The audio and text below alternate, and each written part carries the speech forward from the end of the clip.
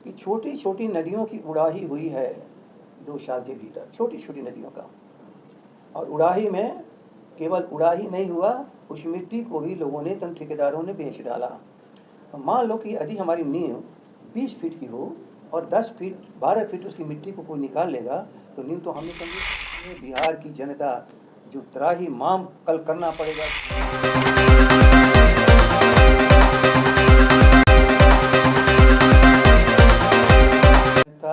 ये बहस का विषय नहीं है। तेजस्वी जी तो ये भी नहीं कहा है कि इक्का दुक्का कभी बीच में जो भी मंत्रालय किसी में गया, लेकिन ये तो हमेशा मंत्रालय मुख्यमंत्री जी के अपने लोगों के पास रहा है, वो अपनी जगह पर है। लेकिन क्या इस फेंका फेंकी से जनता का काम हो जाएगा क्या?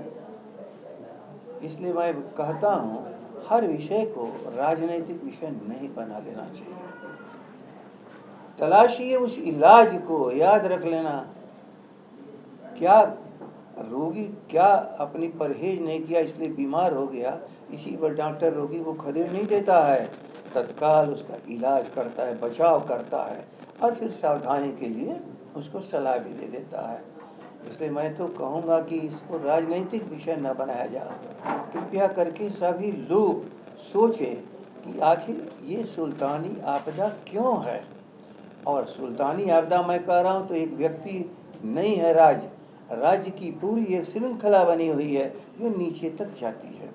तो उसमें कहाँ कहाँ फेल्योर हुआ है, हमारे सिस्टम कहाँ फेल हुए हैं, उस सिस्टम को दुरुस्त करने की ज़रूरत है। ऐसे समय पर आदमी सीख लेकर के भविष्य से भी लोगों को, आज आवागमन रुक गया तो आप क्या समझ रहे हो? आवागमन रुक जाने का मतलब एक एक व्यक्ति को 10 रुपये 20 रुपये अलग से खर्च करना पड़ेगा, तब जाके किसी रास्ते से फिर अपनी डेस्टिनेशन पर जहाँ जाना चाहता पहुँचेगा। और जब इसका हिसाब जोड़ोगे तो करोड़ रुपए में चले जाते हैं। तो ये तो रिस्पॉन्सिबिलिटी है ना कि हम जन की सुविधा दिए हैं। बहुत दिनों के बाद नदी एक प्राकृतिक बहाव का रास्ता है, नदी कभी ख़त्म नहीं होगी, लेकिन नदी के भीतर जो बनने वाले हमारे ढांचे हैं उससे बचाव का काम राज्य का विषय है। इसलिए ये फेंका फेंकी का सवाल नहीं है। जनता की समस्याएं पैदा हुई है, उसको हल करिए। बार बार कोशिश किया कि भाई निकल जाओ यहाँ से, लेकिन उनका कहना है कि हम साल में हो सकता है कि हम 1 महीने परेशान हो, लेकिन 11 महीने हम जीवन दायनी हमारी यही नदी है, इनको छोड़ के नहीं जा सकते। इसलिए एक ही लबोलबाब कि कोई वह खतरा जिसकी आज चर्चा है वो नहीं है कहीं, लेकिन फिर भी सावधानी बरतना, अपने तटबंधों को सुरक्षित रखना ये सरकार की जिम्मेवारी है। और उसके प्रति सजग संस्था जिसका नाम है सरकार, उसको रहना चाहिए।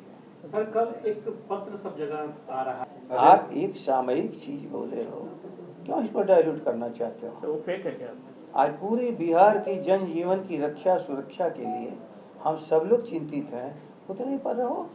बाकी तो अपना लोग पॉलिटिकल काम करते ही रहते हैं, इससे क्या मतलब? अच्छा, कई जगहों पर सर एक सवाल वैज्ञानिक इसका देंगे, आखिर ये पुल और पुलिया पहले भी थे, आखिर कारण क्या है?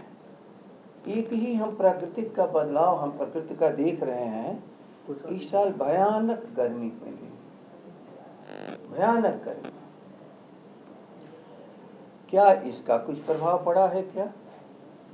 क्योंकि वो जो भी निर्माणाधीन है उनका गिर जाना एक अलग चीज है, निर्माण में गलती हुई होगी, लेकिन 10 साल 15 साल 20 साल जो टेस्टेड स्ट्रक्चर्स हैं, आखिर किसी भी हम बहते हुए पानी जिसको हम नदी कहते हैं अंदर जाते हैं तो दुनिया में उसका निर्माण का एक ही विज्ञान है कि हम पानी के प्रवाह को बहने के लिए रास्ता देंगे।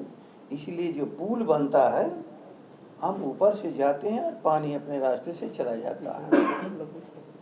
दूसरा चीज जो सुरक्षा है कि हर नदी का एक स्कोरिंग डेप्थ कहते हैं, नदी ऊपर से नहीं खतरा है, नदी जमीन के भीतर अंदर से घुस करके सारे तन स्ट्रक्चर्स को तोड़ती है, तो उसको कहते हैं स्कोरिंग डेप्थ, उसकी कैपेसिटी है, क्षमता है। तो हम उससे बचाव के लिए उसकी जो क्षमता है उससे नीचे तक जा करके अपनी सुरक्षा को सुनिश्चित करते हैं। तो क्या पाइलिंग वहाँ तक नहीं था? डिजाइन फॉल्ट है क्या? केवल किसी को दोष को तलाश लेना झटके पर और अपने बचाव के लिए कि चलो क्रोध शांत हो जाएगा, सारा काम हो जाएगा। लेकिन जो इधर मैंने सुना और जाना है कि छोटी छोटी नदियों की उड़ाही हुई है 2 साल के भीतर, छोटी छोटी नदियों का। और उड़ाही में केवल उड़ाही नहीं हुआ, उस मिट्टी को भी लोगों ने, तन ठेकेदारों ने बेच डाला। मान लो कि यदि हमारी नींव 20 फीट की हो और 10 फीट 12 फीट उसकी मिट्टी को कोई निकाल लेगा तो नींव तो हमने कमज़ोर कर दी। जब नींव कमज़ोर कर दी तो जिस सारे सावधानी पूर्वक हमारे ढांचे बने हैं उस ढांचे को तो आज हमने बात को बिगाड़ दिया।